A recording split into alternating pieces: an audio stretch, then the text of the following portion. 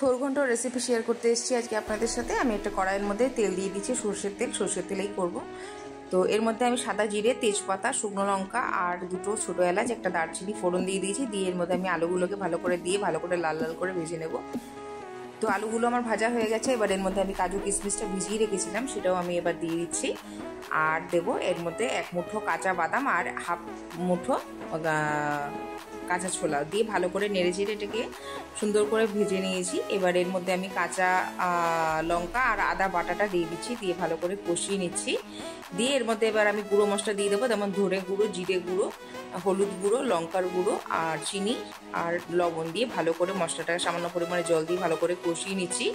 আর এদিকে একটু ঢাকনা চাপা দিয়ে দেবো যাতে আলুগুলো সেদ্ধ হয়ে যায়। আর এদিকে আমি থোরটাকে ভালো করে নুন দিয়ে চটকে আলাদা করে জল ফেলে রেখেছি। দিয়ে এবার ভালো করে এর মধ্যে দিয়ে দিলাম।